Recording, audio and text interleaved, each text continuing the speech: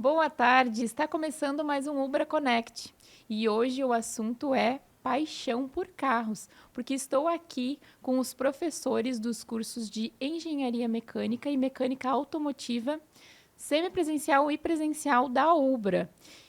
Apresento aqui para vocês o Ricardo e o Miguel. O Ricardo ele é coordenador desses cursos, né, de mecânica, engenharia mecânica e mecânica automotiva na modalidade semipresencial. Perfeito. Seja muito bem-vindo, Ricardo. Muito obrigado. E seja muito bem-vindo também, Miguel, que é professor dos dois cursos também. Uhul! Então, vamos começar falando sobre o início da paixão de vocês por carro. Como que foi? Vocês têm uma experiência marcante? Me contem. Olha, me permite começar? Eu tenho, já é de família, né? Eu tive primos que competiam ali no automobilismo, né? Em especial um que foi campeão brasileiro da Copa Palio, isso já tem alguns anos, né? E a gente sempre gostou disso, sempre gostou de automobilismo, de corridas, etc. e tal, né? E isso sempre me chamou a atenção, e a minha ideia sempre foi fazer engenharia em função disso. Até um dia que eu ganhei o meu primeiro carro, quando eu passei em engenharia na URGS, fui aprovado no vestibular da URGS. A título de curiosidade, eu não sou engenheiro mecânico, eu sou engenheiro metalúrgico. E eu ganhei do meu pai como presente de aniversário, como presente por ter passado no vestibular da URGS, eu ganhei um Corcel 1 ano 76, era seminovo na época. E foi uma baita alegria, né? Tu, Miguel, como é que foi? Então, a engenharia mecânica era sempre era falado por uma tia minha muito querida, assim, que eu desde piazinho conseguia consertar os despertador da família. Eu, com 10 anos, era o exímio consertador de despertador da família, né? E aí a minha tia dizia, tia Lucia, assim, esse guri tem que ser engenheiro mecânico. O quê? Nem sei o que era aquilo, mas aquilo foi ficando na cabeça, né? E a paixão por carros também, de dirigir a primeira vez, até depois que a gente ficou sabendo que ia ter o podcast, eu lancei nos grupos dos alunos, né? Que a gente é muito amigo dos ex-alunos, tem alunos formados há 20 anos atrás, a gente ainda mantém contato, né? E aí contem suas histórias da primeira vez que dirigiram, primeira vez que pegou um carro, como é que foi? Algumas não dá para contar aqui, né? Mas a maioria vai dar, né? A gente contar aqui, né? Então, começou cedo também, né? Eu lembro também de dirigir a primeira vez, estava com um fuquinho assim, aí tinha uns fios de luz ali enfiados, meu pai levantou para passar o carro e disse, bota o carro lá para frente. Eu tinha, sei lá, uns 8, 9 anos. Nossa! Não tinha 10. Aí eu já ligava, né? Já sabia ligar e tal, mas andar não, né? Aí botei pra frente assim, o gurizão se tremendo todo, né? E a alegria de ir pro colégio, depois de contar pra gurizada, e a decepção que ninguém acreditou. Mas ninguém acreditou, né? Capaz de dirigir, o quê? Andou meio metro.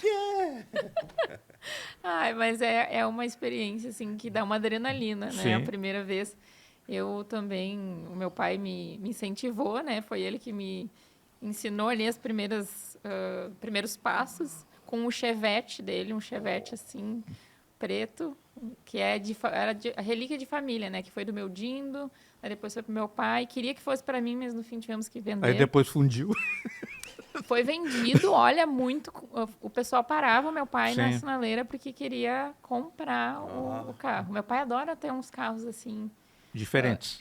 E como ele trabalhou 15 anos aqui no antigo Museu da Ubra como restaurador, né, de pintura, enfim, desses carros de colecionador.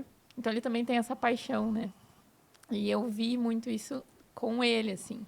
E ele tem um cadete vermelho dele lá, que ele não larga por nada. Tá sempre arrumando uma coisa ali, uma coisa aqui. E gosta de estar envolvido ali arrumando, né? Então, eu acho que essa paixão também tem muito a ver com estar sempre fazendo essas melhorias, customizações, né, nos carros. Sim. E para para cursar, né, a engenharia, a mecânica automotiva, vamos falar assim, já que é paixão pelos carros, né, o assunto. Basta só a paixão pelos carros? Ou tem que ainda... Eu diria que é um pré-requisito. Esse é o principal, né? É o principal. Já é um grande mas começo. a gente, conforme a gente conversava agora há pouco fora do ar, a gente não pode esquecer que qualquer caminhada na engenharia exige cálculo e física. A gente vai se deparar com isso. Eu acho que o grande segredo é entender e vivenciar a aplicação do que a gente aprende em cálculo e física na engenharia. Né? É essa aplicação. Aliás, o Miguel aqui ele tem muita propriedade para falar sobre o assunto, porque ele ministra uma disciplina chamada Engenharia Aplicada. Então passou a bola para ti agora. Às vezes o cara, mas eu tenho que aprender cálculo, esse troço é muito chato, esse limite, derivada, integral, para que eu tenho que aprender esses negócios? E eu também me perguntava quando fiz graduação, me perguntava quando fiz mestrado, e aí diziam que no fim do curso ia ter, no mestrado ia usar, também não usei, e no doutorado ia usar, também não usei, e aí tu não usa para nada nunca aquilo ali. É que nem a fórmula de Bhaskara. Isso dá um bom assunto. Na verdade, a fórmula de Bhaskara nem é Bhaskara, né? Bhaskara não teve nada a ver com a fórmula de Bhaskara. Sabia disso? Não. Pois é. Não sei se vai dar tempo para falar da história da fórmula de Bhaskara, mas um professor pode ficar enrolando um monte de tempo até da fórmula de Bhaskara. Bhaskara foi um grande, né, matemático e tal, mas não foi ele, né? Essa equação x2, aquela que tem a b, x2, aquilo ali é a fórmula quadrática, não tem nada a ver com Bhaskara. Só no Brasil que existe fórmula de Bhaskara vinculado com aquela fórmula, que um autor inventou aquilo ali, disse que jogou o nome. E era famoso, e os outros foram escrevendo também, e aí ficou que a fórmula de Bhaskara foi feita pelo Bhaskara, mas não foi. Mas, enfim, vamos liberar isso aí. E, por exemplo, então, no cálculo, o que acontece é, claro, tu pegar aquela coisa e entender, né? A derivada de uma coisa é a taxa, que aquilo varia em relação ao tempo. Então, tu usa isso aí na medicina, tu usa na odonto, tu usa no direito, tu usa na biologia, para entender como as coisas variam conforme o tempo. E a integral, que é a área abaixo desse gráfico, tu usa para carro também, para potência, para torque, para várias coisas, para entender e de forma matemática colocar aquilo ali. Na minha época nem era tão importante essa questão matemática, mas agora com a informatização de tudo, os diagnósticos, as injeções eletrônicas, aquilo ali, tu tem que ter uma noção do que é. Não precisa fazer à mão, assim, aquelas coisas, tudo, né? Mas tem que entender o que é, né? Para poder saber o que está acontecendo, né? Então, tem umas coisas fantásticas que na nossa época... Imagina fazer transformada de Fourier à mão. A gente fazia. E fazia. Fazia. Né? Não tinha outro jeito, mas agora tu baixa o aplicativo, por exemplo, que é o Merlin, para ver os cantos dos pássaros. Adoro ver pássaros no sítio, assim. Aí ele faz a transformada de Fourier ali, ele tira o domínio tempo para o domínio frequência e acha os picos dos cantos dos pássaros e diz que pássaro é que está cantando ali, né? Então, isso acontece com o carro também, tu põe um sensor de monitoramento no carro, ele monitora e pelo pico de frequência, ele sabe se é comando de válvula, se é um rolamento, se é uma correia que está roncando, se é um mancal, se é um anel de pistão. Então, tem várias... Pela frequência que passa. A curva é tipo som, né? Vem no domínio tempo, assim, tudo junto. Aí ele separa por frequências, de tantos K aqui, tantos K ali, e aí tu vê o que está fazendo cada coisa. Tipo o equalizador do microfone aqui, tu bota tudo lá em cima, fica ruim, eu ia dizer uma palavra feia, fica ruim, né? Embaixo também, tudo no meio. Então, tu tem que ter uma dosagem em cada uma.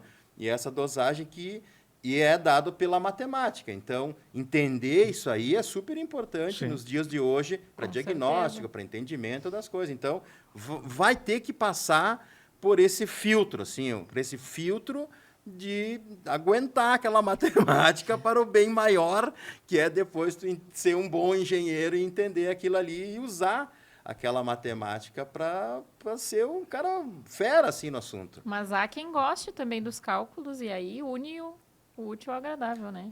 Daí já não são tão fechou. ruins assim, eles dizem que é tão ruim, eles fazem uma H, mas não é tão ruim assim, não é tão difícil assim. E é importantíssimo. Muito. E Sem dúvida. na visão de vocês, por que que o universo dos carros encanta tanto e vai atravessando gerações e cada vez mais, assim? Por que que o universo dos carros encanta É tanto? tão encantador, na opinião de vocês? Não sei, eu acho que isso é meio cultural, né? A gente, pelo menos na minha geração, eu sou um pouco mais velho que o Miguel, sempre se teve aquela ideia de ter um carro, né? Isso significa independência, e até meio ridículo dizer isso, mas até um pouco de poder também, né? Ah, Mas eu tenho meu é carro. ligado esse poder é ligado à liberdade também Isso, de ir e né? vir, Exatamente, né? Porque se hoje a gente, principalmente falando em termos aqui do Brasil, né? Se a gente, digamos, não tenho condições de comprar um carro, aí eu vou ter que depender de transporte público, que eu prefiro não entrar nessa seara em relação à qualidade disso, Sim. né? Que é muito ruim, né? Então, eu acho que também passa por uma série de pontos aí, né? Que todo mundo quer ter a sua independência, o seu carro, né? por isso se torna tão encantador. Sim. Por trás de um carro, de ter um carro, enfim, tem todos esses valores aí, então, de... Eu essa entendo tua- que sim. E a tua visão em relação? Por que que é tão encantador? Ah, sei lá, né? A gente tava falando dos carros, dos primeiros carros, né? Tava falando do teu e do meu. O meu foi um Fuca todo podre, assim, né? Todo chão Mas- de fibra. Não precisava, tinha que botar gasolina, mas se não botasse, ele andava só com óleo que queimava, assim, né? Queimava mais óleo que gasolina, né? Mas te trouxe uma alegria Eu me inenarrável. senti o cara naquele Fusquinha, né? Uma no dia que comprou e outra no dia que vendeu. Trouxe duas. Eu reformei tudo, ajeitei tudo, vou reformar motor, assim, né? Imagina só. Só com um livro, né? O livro era Conheça Seu Volkswagen, existe até hoje aqui, né? Olha. Aí dizia como abria, né? Como é que fazia, regulava e tudo. Aí desmontei o motor, fiz todo o motor Que e fui daí- fazer pegar, não pegava mais, porque eu esqueci uma pecinha, Uma que é a que pequena. girava o distribuidor lá dentro. Era a primeira peça que se colocava, né? Eu tive que desmontar tudo de novo para colocar Pra aquela colo- engrenagenzinha. Mas olha aí, já Mas começou. depois funcionou, Já começou aprendendo na prática Sim. ali. Que idade você tinha? Ah, eu tinha 20, eu acho, Olha 18, aí, que 17, legal. 18. Que legal, começou Não bem mais, cedo. né? 20 e poucos, 20 já estava na finaleira. Que legal. Bom, a gente tem muito assunto ainda aqui, mas eu preciso chamar um breve intervalo e já já a gente volta a falar sobre essa paixão por carros e esse universo.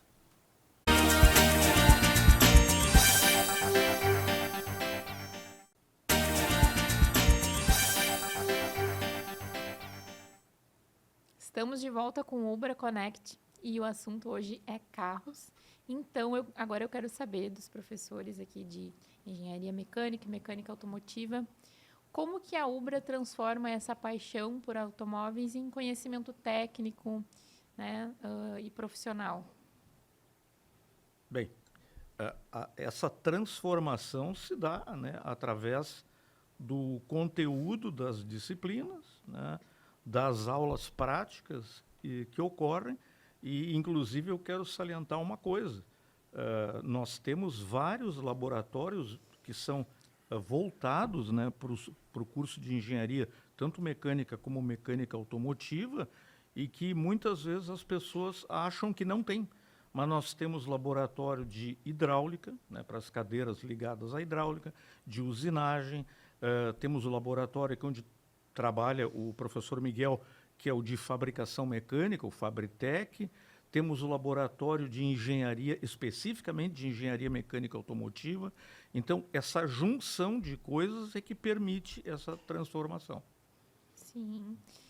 Não sei se tem alguma coisa a acrescentar. É isso aí mesmo? Olha, e para quem não sabe, né? Começaram agora esse curso de engenharia mecânica automotiva. Não, a gente está aí há muito tempo, há mais de 20 anos, eu acho. E o curso é bem legal, a gente tem bastante coisa, né? Que meu colega professor Gertz aqui não está aqui, mas a gente trabalhou, fez um monte de pesquisas, um monte de artigos, tem um monte de protótipos lá, a gente já participou de protótipos de Baja, né? De corridas de Baja, muitos anos atrás.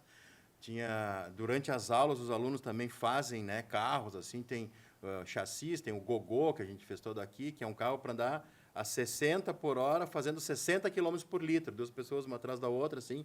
Todo o chassi tubular foi feito pelos alunos, usando uma mecânica de Corsa 1.0, acho que a gente tinha por ali, né? Hoje é o que a gente tem, né? A gente gosta de juntar o que tem e ir fazendo, né? Sim. Tem o Avus, que é um outro protótipo, foi todo feito aí também. A gente também participou de eficiência energética, que é muito importante nessa hora, tanto de elétrico quanto de combustível fóssil, né? E a gente foi super bem, tanto na corrida de carro elétrico de eficiência, foi junto também aquela vez em São Paulo, no autódromo lá, no cartódromo, aliás, Interlagos, né? Então colocavam uma bateria num carro, que eles eram fornecida pela produção lá, e os carros andavam com aquela bateria até parar, ou colocavam combustível, né? E pesava o combustível, e aí a gente andava e devolvia o combustível, pesava de novo, era a massa do combustível, né? Não é o volume. E aí a gente fez 400 por litro com o nosso carrinho. A gente começou fazendo 170, 250, chegamos a 400 quilômetros por litro com um carrinho pequeno, assim, né? É um protótipozinho, né? E com injeção eletrônica, né? As primeiras Fueltechs que existiam, né? Com o De Leon, nosso aluno aí que está nos Estados Unidos agora na Fueltech. Abraço para o De Leon. Que legal! E para a companhia, ele tá grandão. E aí a Fueltech comprou, né? Agora o Velopark. A gente conhece, muitos alunos se formaram aqui, o Christian também, o Anderson, muito nosso amigo. E essa injeção eletrônica, isso foi feito, acho que uns 15 anos atrás, 20, sei lá. Então, a gente tem uma bagagem boa para você que está pensando em vir para a Ubra. O pessoal, eles abriram um curso, botaram umas cadeiras lá e vão começar a ensinar qualquer coisa. Não. A gente tem experiência, a gente consegue responder perguntas específicas dos alunos, né? Baseado nessa carga que a gente teve de pesquisas há bastante tempo atrás. Então, se você vier fazer engenharia mecânica ou mecânica automotiva especificamente, né, você vai poder contar com professores que têm experiência exatamente nessa área que a gurizada quer saber. Então, vem que tem. Não, e mais, eu acrescento o seguinte, e a gente tem nas modalidades presencial e, dependendo do perfil do aluno, aquele aluno que tem condição de vir todas as noites, e também o semipresencial. O semipresencial tem aquela grande vantagem da comodidade do aluno fazer várias disciplinas, né, que são à distância, e outras que ele vai ter aula prática no polo onde ele está matriculado, né? Em princípio, essas aulas práticas ocorrerão de 15 em 15 dias, nesses laboratórios utilizando a mesma infraestrutura que a turma aí do presencial utiliza. Então, venha para cá também, que tem para todos os perfis de estudante. Só para concluir, não sei, às vezes o cara diz, mas como é que é essa aula, né? Essa presencial, semipresencial, como é que funciona na prática, assim, né? É um link no Meet, a gente coloca numa plataforma, que é a nossa plataforma aula, que é excelente a plataforma. A plataforma é muito legal. Eu lembro na pandemia também, os outros professores de outras universidades, assim, que eu conheço, na minha turma, um monte de professores em outras, e os caras tomando pau, assim, das plataformas para tentar deixar em dia, e a nossa era a primeira versão do aula ainda que estava no ar, e, cara, que beleza aquilo, tu largava os conteúdos, colocava os vídeos, colocava os PDF, colocava ali, colocava os chat, colocava as coisas aradas, entrava com link ao vivo com eles ali, explicava ao vivo as coisas, e eles interagiam no chat, colocavam um grupo de WhatsApp para fofoca também, e ele é muito legal naquela primeira versão, e essa versão está mais legal ainda. Então, para quem assiste online, né, tem os materiais ali para ser colocado, uma estratégia bem legal da professora Simone Cheveste, lá, o pessoal do EAD também, que criou isso aí, também baseado um pouco nas experiências também da pandemia e outras, né, da pedagogia ali deles, que funcionam muito bem, né? O aluno realmente aprende porque tu fixa aquilo ali de uma forma legal, assim, né? A gente tenta ser mais divertido na aula, interagir mais e tornar a aula leve, né? Porque ninguém está aí para sofrer, né? A gente sofreu na nossa época, é um pouco sofrido fazer engenharia, aqueles cálculos, aquela coisa arada, aquele professor brabo querendo te rodar. E aqui não, para mim é uma tristeza quando eu sou obrigado a rodar alguém, assim, eu não gosto de rodar ninguém, não gosto mesmo. Mas é claro que tem que, né, tem que se mexer também, né? Não é Tem molezinha. que ter um padrão de qualidade ali. Tem Sim. que fazer, tem que passar. Mas geralmente eles conseguem adquirir aquilo, né? E a prova não é um castigo, assim, é uma parte do aprendizado ali também. E que a nossa plataforma e nossas metodologias de ensino transformam, né, esse processo de passar o conhecimento de uma forma leve para o aluno, uma forma agradável. Então, é isso que você vai ver aí. Então, o semipresencial une a facilidade da tecnologia para facilitar o dia a dia desses Exatamente. alunos, né? Sim. Que tem a rotina muito corrida, enfim. Mas é importante deixar claro, o aluno do semipresencial, como o próprio nome está dizendo, ele vai ter que vir até o polo, né, para fazer agora, a partir do ano que vem, 2026, né, nós teremos já o início, né, das aulas que serão mais práticas, eventos, palestras, visita técnica. Isso tudo é muito importante para a formação do aluno, além do fato de que as provas de final de semestre, elas são obrigatoriamente realizadas de forma presencial. E a parte prática do curso de engenharia mecânica automotiva, as partes práticas, elas iniciam logo lá nos primeiros semestres? Tem Não. um pouquinho de teórica Não, antes? tem que ter um embasamento teórico antes, né? Eu diria que os 4 primeiros semestres, eles são mais teóricos no semipresencial. Depois, porque não adianta, e eu sei que isso muitos alunos, eles questionam isso, mas não adianta te colocar dentro de uma oficina para verificar algumas práticas se tu não tem ainda uma base teórica que dê esse embasamento para te poder entender as coisas. Sim, tem que ter essa base. Sim, Né? tem que ter. E o presencial também. Também. Isso, tipo, a gente estava falando da cadeira, por exemplo, de engenharia aplicada, né? Onde tu aplica a engenharia, né? É uma cadeira que nem tem teoria. Eu adoro essa cadeira. Não tem teoria, é só prática, né? Ah, que maravilha, assim, né? Claro, mas tu já teve a teoria lá na frente, né? Sim. Agora tu compensa aqui, tipo assim, tu aplica a engenharia. A gente cria um desafio para os alunos, né? Faz aquela provocação, né? Então, vamos construir uma máquina para fazer alguma coisa. Já construímos... CNC, máquina CNC, router, assim, para desenhar coisa. Desenhando no computador, ela usina, né, coisas. Já fizemos protótipo de carros, de veículos de fora estrada, de veículos agrícolas. Agora, esse último foi uma máquina totalmente diferente, assim, né? Tu cria, eu crio um carrinho, tem várias coisas na internet, mas essa não tinha nada. Era uma máquina para socar erva mate para uma comunidade, assim, né? Para fazer erva mate caseira, assim.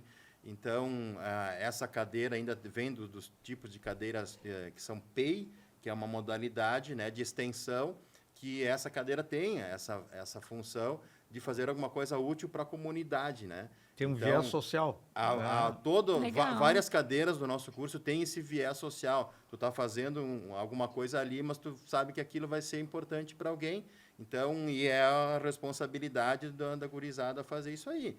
E é legal, assim, tu vê os vídeos, assim, faz um salchipão e faz ali na prática e vê a gurizada tocando. Tu toca o eixo aqui, tu vê o motor, tu vê a ligação de energia, tu vê não sei o que lá, tu faz o cálculo da rotação, tu não sei o que. Então, tu junta todo mundo num projeto e parece pinto no lixo. Não sei se pode falar isso aqui, né? Mas a alegria clássica. de ver a gurizada trabalhando e catando coisa ali, fazendo, assim, né? É uma emoção, assim, a galera gosta, assim, vem nas aulas, me pedem desculpa porque eu não consegui vir, professor, eu queria vir, mas vai postando os vídeos que eu vou ajudando de casa. E aí, né? Não é online, mas a gente faz, assim, bota no WhatsApp, tem isso aqui, aquilo, calcula ali, vai lá. De casa, às vezes, eles atuam junto. Então, o envolvimento, o comprometimento, né? Com a prática, né, é bem legal nesses casos aí, né, das cadeiras que são mais práticas. E tem umas que são mistas, por exemplo, do aula de fundição e soldagem. Então, a gente começa fundindo, assim, começa vendo vídeos de fundição, E depois começa a ir para a prática também. A gente funde coisas no laboratório, solda também, tem máquinas de solda ali. O cara quer aprender a soldar. Às vezes o cara da automotiva que não tem solda, a cadeira quer fazer e dá um jeito também de fazer, né? Quero aprender para soldar carro. Vem ali que a gente solda. Então, essas coisas práticas são bem legais. Eu fico muito feliz de dar essas práticas e aguardo aí quem quiser vir. Eu tenho até uma observação para fazer que, junto com... Eu comecei a trabalhar, aqui, eu trabalho aqui na Ubra há 2 anos, né? Mas nesse ano de 2025, por exemplo, eu dou a cadeira de usinagem, né, disciplina de usinagem. E aí eu comecei a me aproximar mais do Miguel, porque assim, quando coincide ele e eu termos a aula na mesma noite, ele dá a disciplina dele lá e eu levo os meus alunos, por exemplo, de usinagem, porque a gente meio que divide, né? A gente faz algum experimento lá com usinagem, ele dá aula da disciplina dele, a gente assa lá o salchipão e aquilo que ele falou, a gurizada adere-se, se identifica no troço. Porque normalmente o que acontece? O estudante de engenharia ele quer colocar a mão na massa. Com certeza. É isso. Então é bem bacana. E é legal, então, ter esse link entre as disciplinas, Sim. as engenharias. Sim. Isso é muito legal também. Bom, infelizmente o tempo já acabou. Pô! Eu queria mentir mais. Mas eu gostaria de deixar o convite para vocês voltarem aqui, trazerem os alunos para conversarem com a gente, nos falarem sobre essa prática e tudo que vocês falaram, né, sobre o curso. Perfeito. Vai ser bem legal. Sem então, dúvida. fica o convite e agradeço muito a participação de vocês. Foi um prazer. E agradeço também quem nos acompanhou. E até uma próxima, até o próximo episódio.